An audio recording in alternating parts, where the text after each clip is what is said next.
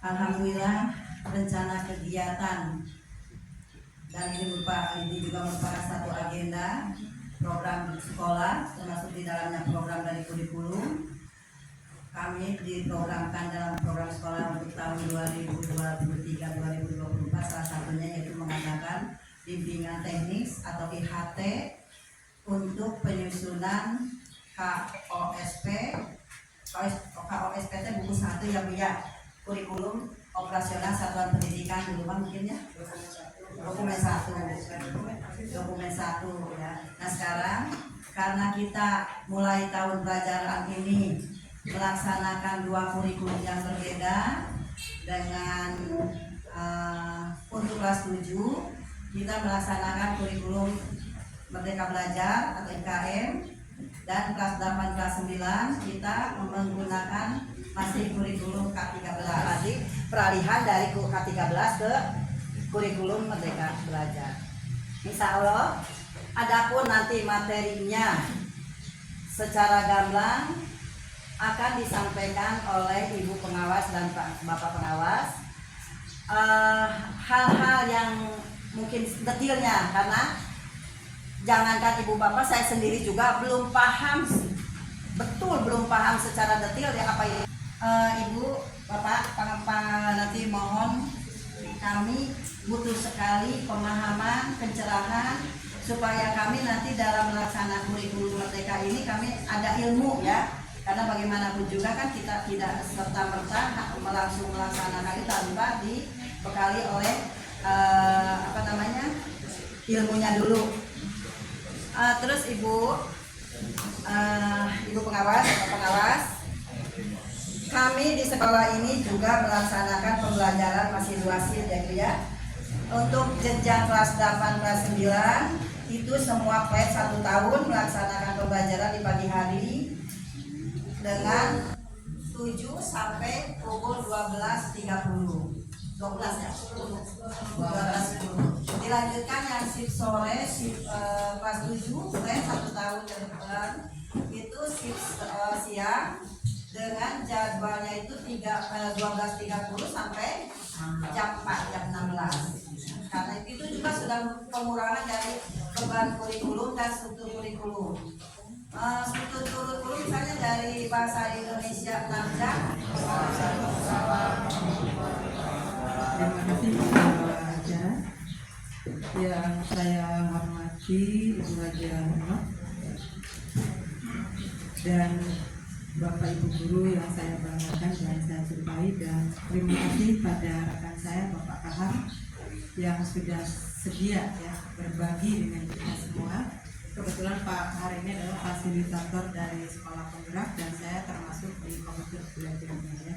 Ada 3 sekolah ya Pak Kahar yang saya itu, dan 2 adalah fasilitatornya Pak Kahar dan 1 Pak Yusuf. Dan saya ini sudah mengundurkan diri, yang 1 di Pak karena keteter ya gitu. Seperti nanti hari Sabtu kita ada kegiatan. Alhamdulillah rabbil alamin, wassalatu wassalamu ala Rasulillah wa ala alihi wasallam ajmain. Bapak dan Ibu, pada hari ini kita panjatkan puji syukur kehadirat Subhanahu wa Ta'ala, yang mana pada hari ini kita bisa berkumpul bersama-sama dalam rangka kegiatan Bintek tahunan, memang yang harus selalu diadakan setiap tahun ya, terutama dalam penyusunan KOSP. Tidak harus berupa Bintek di kepegawaian dan Bapak Kepala Dinas, bahwa yang diangkat ini informasi aja dulu ya, diangkat kepala sekolah itu dihabiskan dulu dari guru penggerak.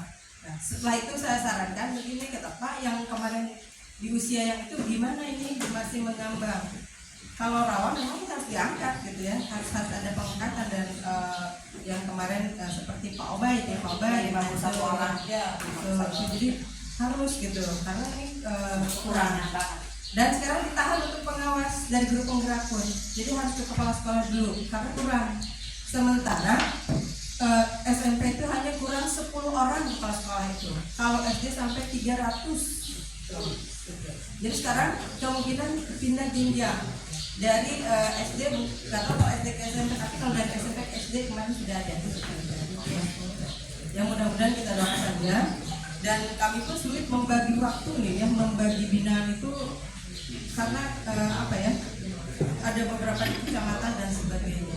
Nah seperti sekarang pelaksanaan hari jadi dan hari kemerdekaan kemarin nanti rapat, ada lomba ya Bu ya, ada perlombaan paduan suara dan ada lomba tumpeng. Kalau lomba tumpeng itu diadakan di kecamatan masing-masing, dan nanti mungkin pengawas dilibatkan sebagai penilai saja, Bapak dan Ibu dilibatkan sebagai peserta dan anggota dari paduan suara, mungkin nanti oleh kecamatan diajak gitu ya. Jadi kalau paduan suara itu semua jenjang dari TK, SD, SMP, gurunya ya. Kalau tumpeng per jenjang, SD 1 tumpeng, kemudian sampai mana kayak gitu. Mungkin pengumuman sudah ada yang masuk ya, Bu Haji, sudah ada yang masuk pengumuman itu masalah lomba belum? Dari KKS ada sudah, tapi dari kecamatan. Dari kecamatan. Ya memang kita dibebankan pendaftaran 1 juta untuk 1 kecamatan, ya. Itu hasil rapat tadi kemarin di Wisma Peggy. Kemudian saya ikut, ya. KKS sampai ada parigan ada. Jadi Bapak dan Ibu, mangga yang muda-muda ini yang belum terbatas usia, gitu ya, untuk mengerjakan PLM, ya, dan sampai dapat sertifikat itu intinya, ya. Di sana ada 11 kalau nggak salah ya, 11 topik ya, 11 topik, mangga dicicil dari sekarang, gitu ya, satu-satu, sehingga pada saat dibutuhkan Ibu sudah siap untuk ya kita sediakan sebelum ujian saja. Kalau dibutuhkan misalnya untuk pengangkatan kepala sekolah sudah siap kita, gitu ya. Aksa Abdimah tidak berminat jadi kepala sekolah, ya siap-siap nggak apa-apa ya, daripada kosong gitu. Itu Bapak dan Ibu. Dan mengenai implementasi kurikulum merdeka IKM, sebetulnya tahun kemarin juga sudah sebagian ya, sebagian kita sudah mengenal, lalu juga sudah disarankan untuk melaksanakan PMM ya, tentang PMM, itu segalanya ada di sana sebetulnya, gitu ya. Baik modul berdiferensiasi, lalu bagaimana cara menyusun KWP juga ada ya, kan? Nah, kalau tahun kemarin kurikulum atau yang katakan dokumen 1, kalau sekarang tidak ada istilah dokumen 1, dokumen 2 ya Pak. Nanti di KWSP itu hanya ada lampiran, ya. Lampiran itu salah satunya contoh dari aplikasi yang kurikulum yang melaksanakan IKM belajar itu boleh melakukan P5. Boleh melakukan P5. Jadi, tetapi ini kemarin ada kesimpang siuran juga Pak Kahar, karena di kurikulum Merdeka Belajar ini ada P3 ya, ada P3 sebagai pengganti dari pendidikan karakternya, ya. Jadi dulu yang ada 16 karakter sekarang disimpulkan menjadi 6 dimensi ya. Tapi beranak karena ada elemen dan sub elemen nantinya. Nah, kalau kita melaksanakan P5 sementara kita tidak runut ke P3 gitu ya. Kalau ada P5 ada P3 gitu, kayak mau kampanye saja. P3 mentang-mentang mau pilpres ya gitu. Jadi P3 itu adalah pendidikan profil pelajar Pancasila ya. Kalau P5-nya adalah penguatan proyek profil pelajar Pancasila ya. Nanti masuk di kurikuler ya. P5-nya masuk di kurikuler. Tetap ada intrakurikuler, ada co-kurikuler dan ada ekstrakurikuler ya. Yang co-kurikuler itu diganti dengan P5. Lalu yang intranya tetap muatan kurikulum nasional ya Pak Kahar ya. Hanya nanti ada di muatan kurikulumnya berbeda karena kita dan penjumlahan jumlah jampelnya itu tidak dihitung per minggu, dihitung per tahun untuk diambil 25% untuk P5 itu ya. Jadi sehingga dengan mudahnya setiap mapel dikurangi 1 jam.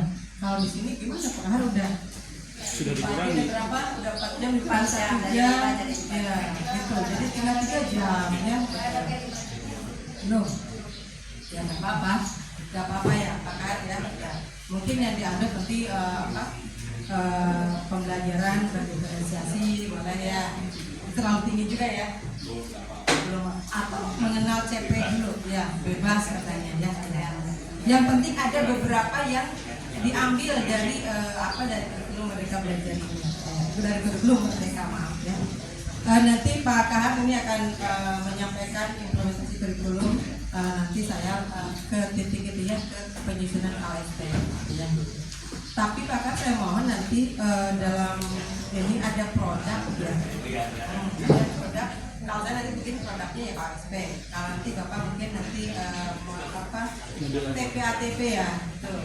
Dari CP diurai menjadi tujuan pembelajaran dan sampai modul. Ya. Gitu saja mungkin pengantar dari saya karena waktu juga. Nanti saya setelah arahan baru saya. Ya. Ini saya beri pantun ya Bu ya. Belum. Cakep. Belum Pak. Ya. Balonku tinggal 4. Ku pegang erat-erat. Selamat pagi wahai sahabat. Semoga kita tetap semangat. Aku dan Pak kami persilakan. Assalamualaikum warahmatullahi wabarakatuh. Warahmatullahi wabarakatuh.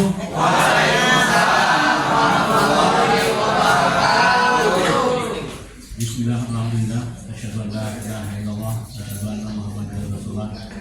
La haula wala quwata illa billah. Ibu hadirin yang hormati, Ibu Kepala Sekolah yang saya banggakan dan Bapak Ibu guru yang saya hormati dan saya banggakan. Alhamdulillah kita bisa bertemu. Mohon izin berdiri ya. Soalnya biasanya berdiri ya.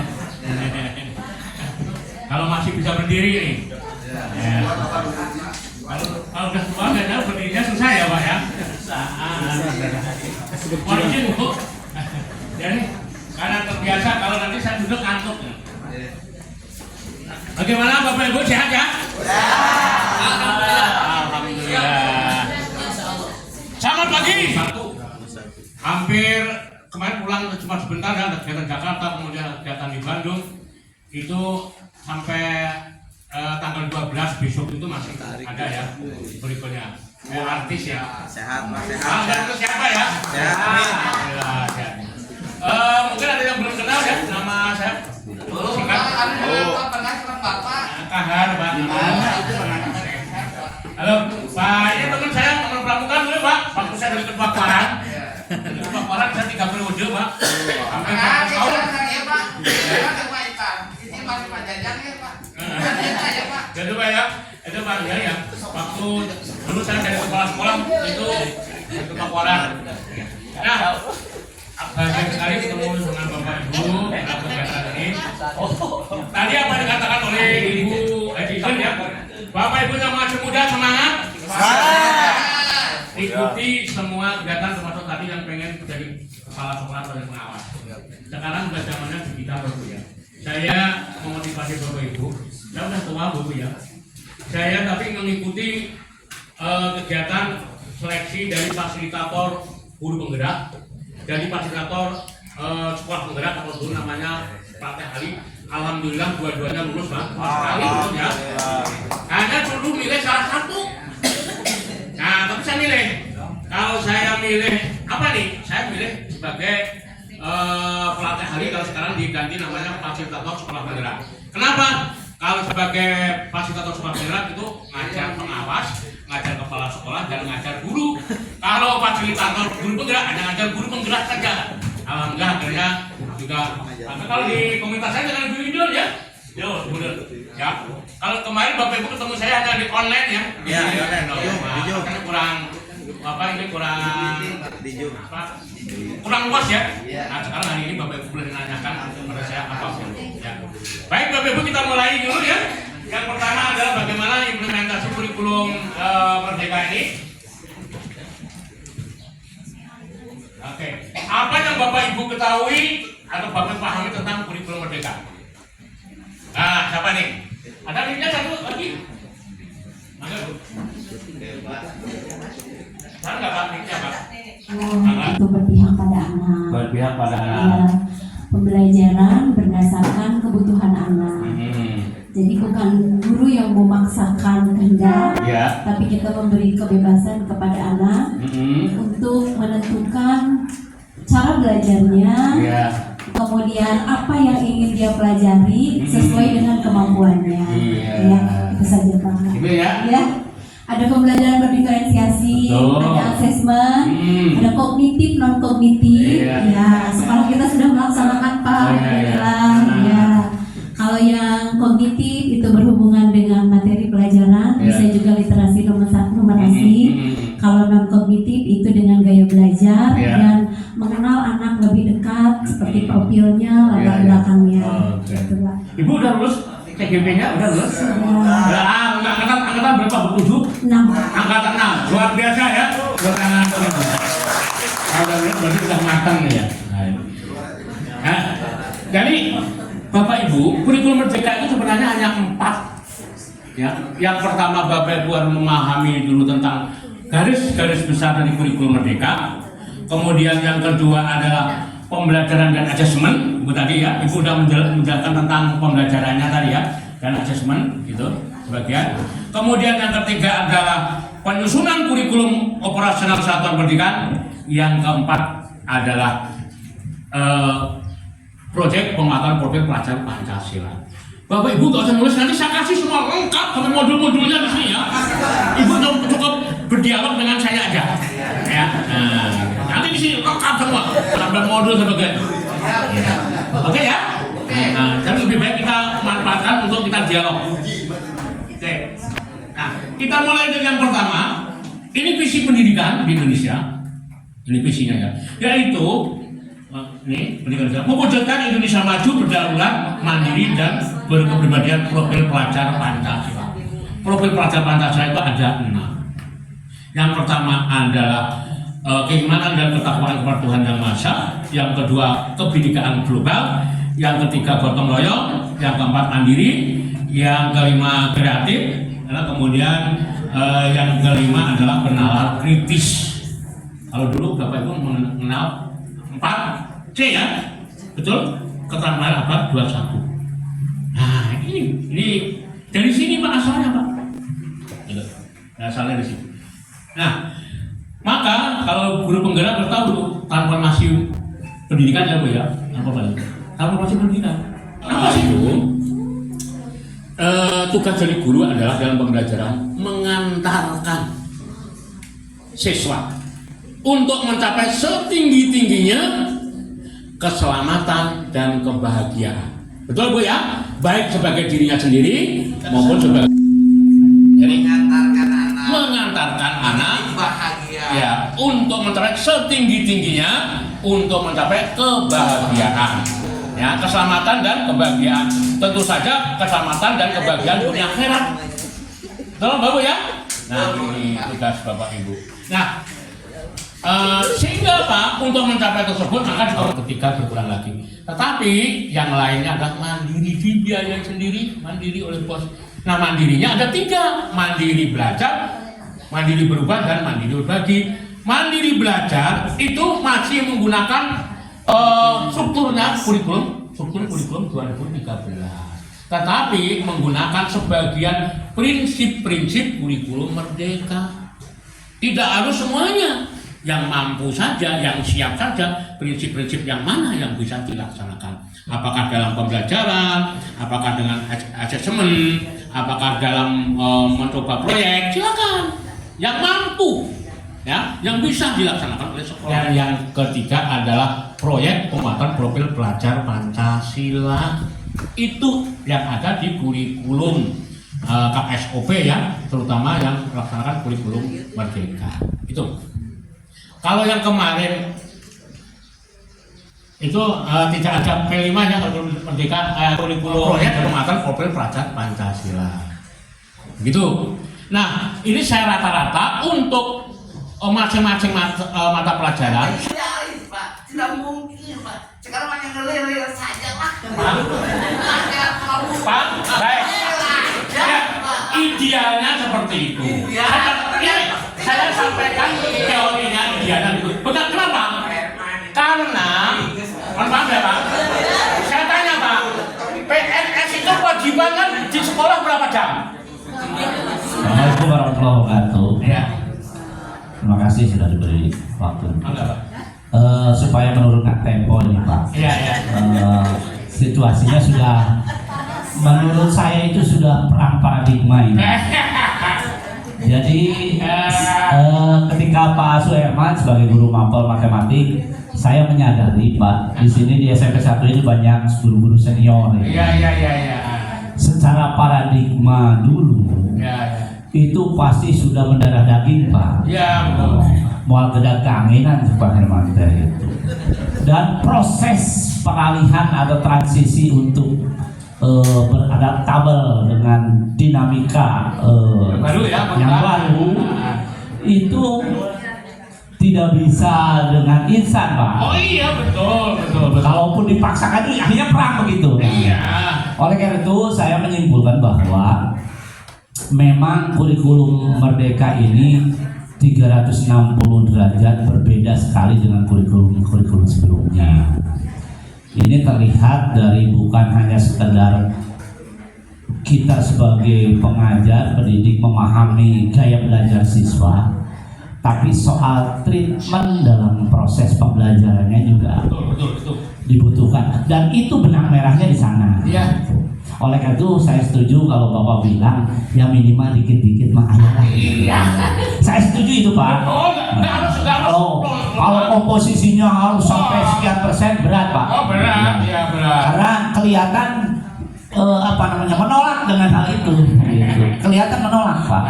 Karena mungkin karena tadi dari paradigma dulu dengan sekarang jauh berbeda. Oleh karena itu pada dasarnya ya Bapak Ibu guru di sini ya nawaitu bismillah mungkin akan beradaptasi ya Pak Herman ya.